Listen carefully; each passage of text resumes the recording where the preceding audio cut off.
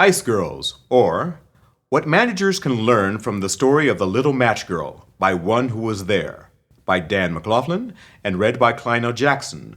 Also appearing are Mike Schmidt, Tom Hubbard, Dan McLaughlin, Nick Smith, Bailey Jackson, Marie Plug, Mark Saline, and Margaret Smith. Chapter 1. Here's the guy who originally came up with that idea that currently has us looking like a bunch of children-freezing bastards. The one who has every goddamn newspaper clamoring for our heads. The one who's turned our personal lives into a living hell. Now, some say I should have fired his sorry ass when this thing broke. Some say I should have put him in one of those damn t-shirts and left him out overnight. Well, these are fine ideas of considerable merit. That's not the way we do things around here. Yet, he says he's got some ideas on how to get us out of this mess. Well, let's hear him out before we crucify him. Yep, that was me.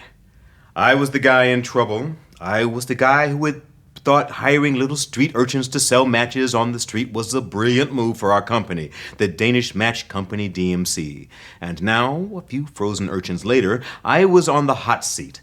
Now, some would have spent time and energy cursing the media and that Hans Christian Andersen guy for writing that overwrought account that is all you know about this story. Others might have given up and quit. Others might have tried to find someone else to blame. But I didn't do any of that. I stuck with it, found the positives, overcame the negatives, and turned it around. And in so doing, I came up with what has become my mantra. When they dress you up like a clown, say cheese. And so, put on the white makeup, the red nose, and the floppy shoes, and say cheese, and then embrace the clown. It's the kind of story that will change your life, for the better, I think. First, a little bit about me and how I got in this mess in the first place. My name is Loyal I. Minion. I was the manager in the sales and marketing department for a well-known Danish match company. Actually, we are the only Danish match company, the Danish Match Company DMC. Now, for a long time, the match business in Denmark had been pretty safe and, well, boring. People pretty much bought the same number of matches from year to year, and quite frankly, there was not a lot we could do to increase demand. Once the fire was lit, that night, that pretty much was it. Other than promoting drafty houses where lanterns kept going out, there was not a lot we could do. This was actually a big joke for a very long time in marketing. It was a time-honored tradition that the newest intern was told that he or she was on the team draft house and told to prepare a presentation to the team tomorrow demonstrating their innovative ideas to promote building practices consistent with increasing match consumption, and that the quality of their presentation could very well determine their future career with the company. Lars, the wheezy old maintenance man, was unknown to Lars. They held out as an example of the career path of those who fail to impress. Like I said, it was sometimes pretty boring marketing matches in Denmark. Compounding our sense of complacency in marketing was the fact that we had been the only match company in Denmark for over 200 years. Product design had been, well, stagnant for quite some time. Our distinctive red and white box framing various heartwarming scenes of Denmark had been the same for well over 200 years, as were our various annual promotional awards and festivals such as the Matches Are Hot safety program for preschool children, the Matches Are Hot essay contest for college scholarships, and the Matches Are Hot beauty pageant. Marketing was, needless to say, not a hotbed of innovation when I got there. To give you some idea of the rate of innovation at the Danish Match Company DMC for the last 17 years or so, we at marketing had been pushing to change the color of the side of the match head from red dye 7 to red dye number 6. Into this rather placid environment came the Finns with their damn cheap matches. For reasons that no one ever explained to me, our political masters thought that the quality of Danish life would be improved by allowing free trade between Denmark and Finland. While it is true that technically the Danish match industry was no longer an infant industry in terms of number of years in business, the first Danish matchmaker, Ernst Krufeller, was credited with making a match sometime around 1634, and his heirs soon standardized match production and cannily applied for temporary government protection against foreign imports. Ever since then, government tariffs had continued to play an essential role in maintaining the health of the crucial home match industry. We in marketing never grew tired. publicly at least, of reminding the public of the vital role that matches play in national defense and how important it was that Denmark maintain a match industry free from foreigners, especially those pesky friends who were just waiting to disrupt our match supply in time of war. There were many variations on this theme, the story of the heroic Dane who in the dark of night, during the last war, guided orphans and their puppies to safety with equally heroic Danish matches, when he had to be sure that he was using a match that would light, was my personal favorite. There was an industrial variant which had a similar theme, only involving a heroic Dane, a mine, a family of miners and their parakeets that resonated among those not so militaristic.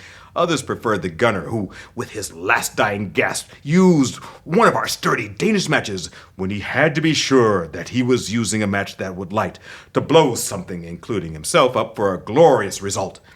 Then there was the one about the 12-year-old girl about to be ravaged by an invading marauder who surreptitiously lit his beard on fire with one of our dependable Danish matches, when she had to be sure she was using a match that would light.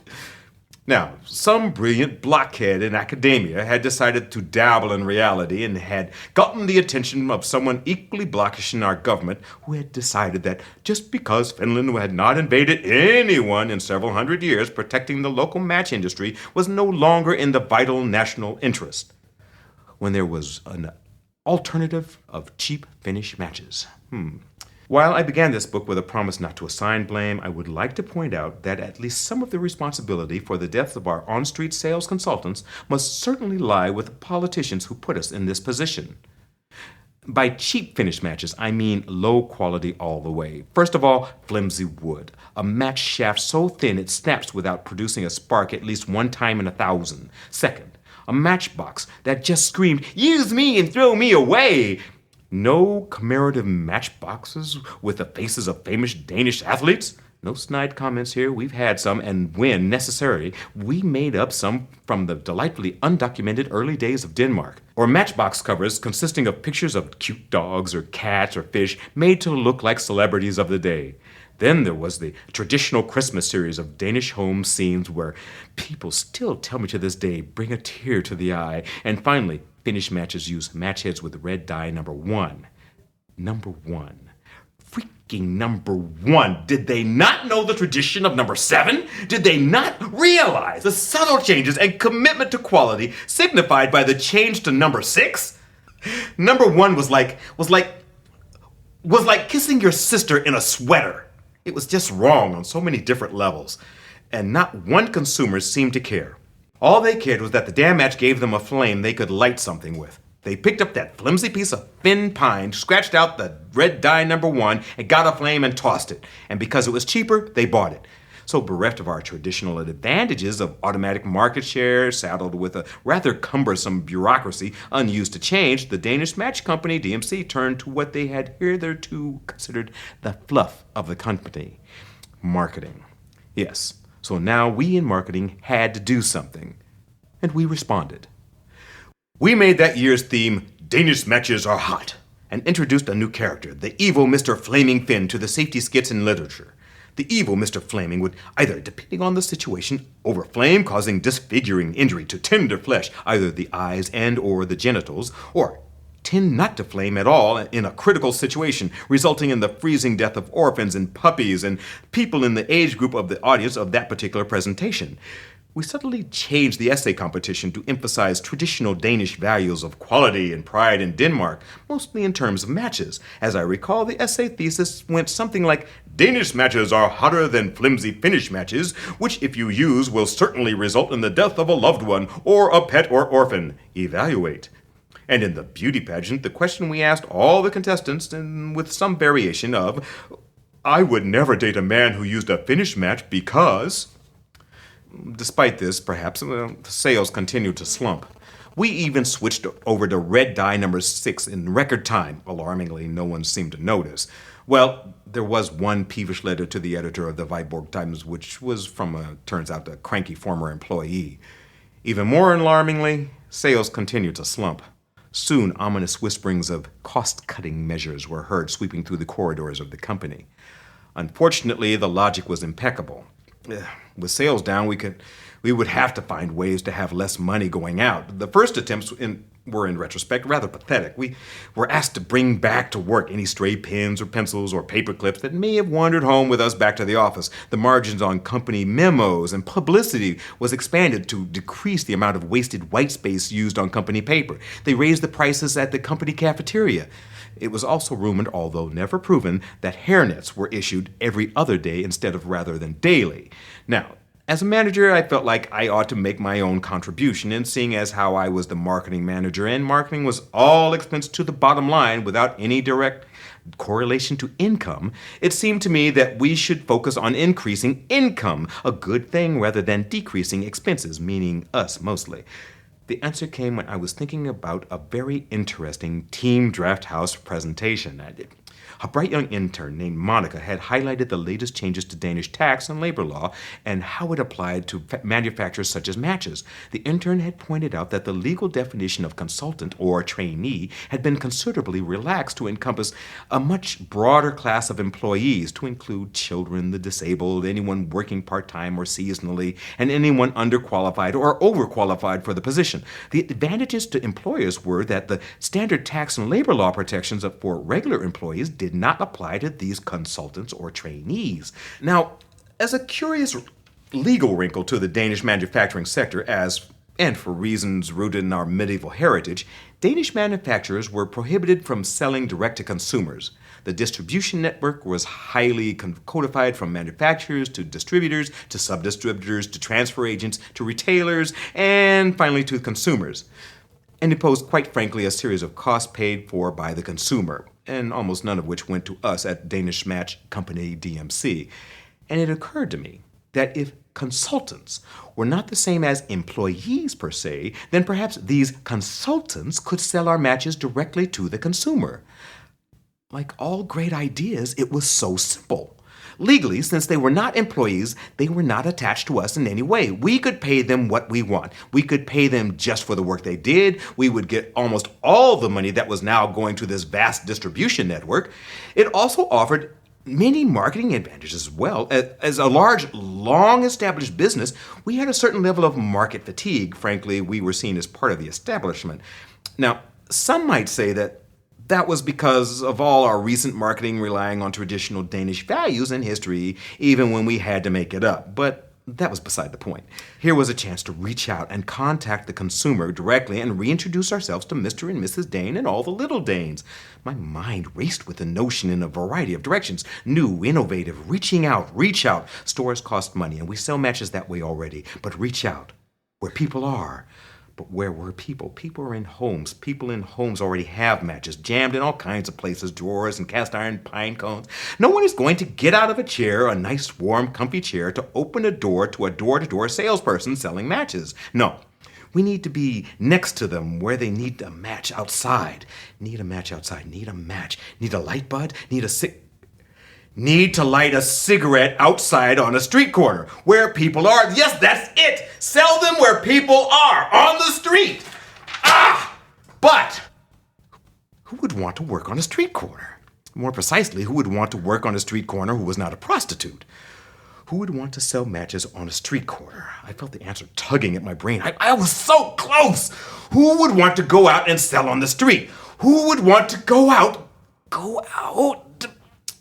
The people who were out there.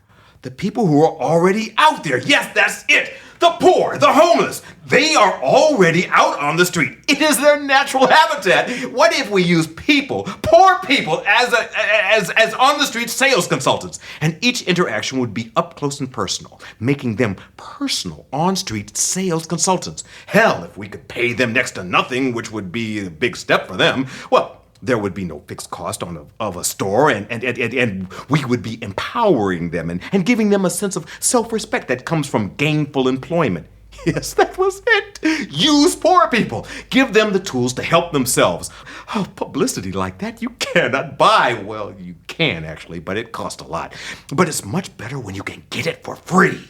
And people, meaning people with money, would feel good about using our product and even be willing to pay a bit more because it was an easy way to help the less fortunate while saving a penny or so for me, and actually provide me with something I can use with very little effort on my part, because I am already out on the street. Anyway, so I do not have to get my butt out of the comfy chair or sofa. It's sort of like the Pike and Spearden selling their Pike and Spearden Coke around the office every year without the Pike and Spearden or Coke. Do I have to mention that the Pike and Spearden is Girl Scouts and Pike and Spearden Coke is Girl Scout cookies? I didn't think so. And yes, by doing good for our company, we would be helping society and our nation. Consultant or trainee, Consultant sounds classy. Trainee sounds like some kid who will get your order wrong. Go with consultant. Seldom does marketing offer such rewards, but when it does, the high is it's like no other. I quickly assembled my team and pitched the idea. Some liked it, some did not. The first comment came from the market analysis people. So you want to utilize the urban dregs? I beg your pardon? I said. Segment 001, the urban dregs, a highly differentiated and stable market segment characterized by low income, housing, social and spatial mobility. Located primarily in dense urban cores, urban dregs are concentrated in business districts and around city parks, libraries, bridges, transit stations, and benches. Urban dreggers tend to be well represented in all age groups. God, I hated listening to the marketing number people, but they always had to have their say, so it was easiest to just let them have their time to talk. They tend to be single or single-parent families, but also can form fairly stable non-traditional family arrangements. As the name dreggers implies, dreggers subsist on very low, variable income streams, less than 20 kronen a month.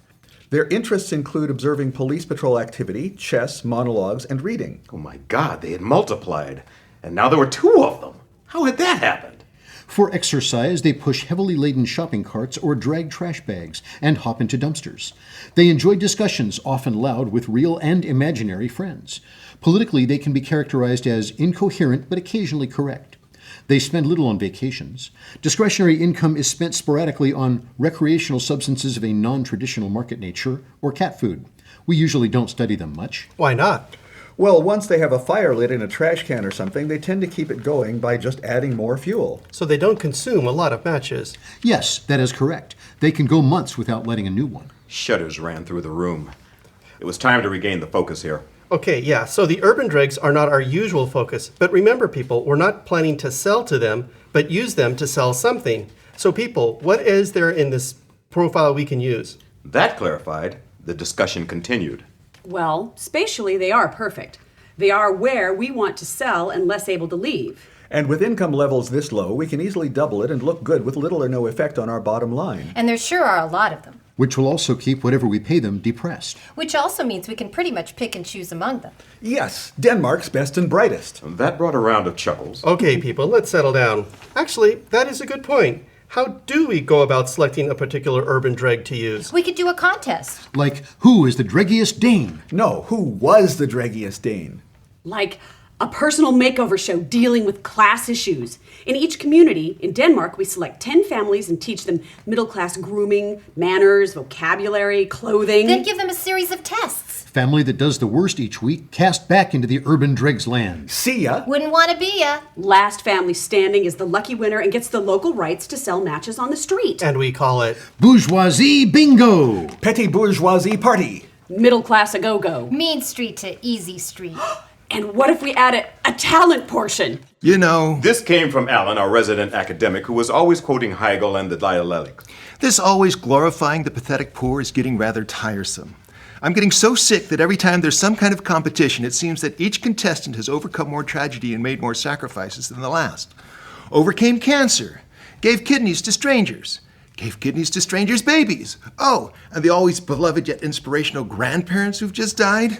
The grandparent who told them to never give up, no matter the lack of talent, always follow your dream, no matter how implausible, and then died, leaving the grandchild with nothing.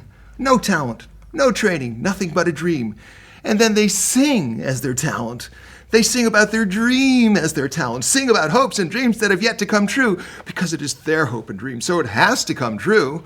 And then at the end of the song, the voice goes up and down about 3 octaves as they dramatically raise their arm up, and then they make a fist, which they then clutch to their chest. If they're male, they make a punching gesture as they go to one knee, and the audience immediately goes nuts. And then they cry. And thank God, and then wish that those who were dead could have been here because this song was for them. And then they cry again because they worked so hard. And they're so thankful, to God mostly, that they've worked so hard, so they cry again. I say, He continued. let's cut through the deserving poor crap. And let's have a real reality campaign where we have some guy come out and say, things are pretty good for me. I don't cheat on my taxes, much. And I take 2 newspapers from the vending machine when I've only paid for 1. I make an okay living. And we go to Spain every other year on vacation. My body parts are pretty much for me, and as far as I know, all the grandparents are doing fine, thanks. But I really haven't spoken to them for a couple of years. I think one of them is in the Bahamas someplace. I woke up late today and just ate some chips, but if I gotta sing a song, here it goes. I want to dedicate this song to Earl. I owe him 20 kronen, and maybe this makes us square. And then he sings a song that has no dramatic half-octave change for the last chorus, and he doesn't freaking cry, not once. And as near as we can tell, God has not expressed an opinion on his performance, nor has even bestowed any talent to the singer. God doesn't even seem to care who wins the freaking contest. The guy just sort of mumbles, "Thank you very much," and ambles off stage. Now that would be a real reality campaign. Let's do something like that. A moment of silence considered that notion. Okay. I said. No contest. What else, people? There was another moment of silence. Then Monica, the new girl, she of the housing inspector consultant idea mentioned above, said in a quiet voice, The problem with this idea is that you haven't gone far enough with it. Oh? I mean, who are the urban dregs exactly, and why should people care about them? Well, they're poor. And if they're the working poor, then they are the working poor. And hence, worthy of attention and respect from society. Yes, but as a practical matter, urban dregs are nasty people who the match-buying public has never expressed a desire to interact with. What we need to do is rebrand the poor the urban dregs. Now, Alan has pointed out the pathetic pity thing has been way overdone, but let's go in a different direction with an image that can be seen as positive, or at least approachable and non-threatening. Go on. Well, I think urban drag is too broad a category for any one single ad campaign to move public perception in any meaningful way. It's just too big. No one is ever going to approach an old lady mumbling to her cats in her shopping cart to buy a match, no matter how we market them. But there is a segment of the dregs that we could use. And what would that be?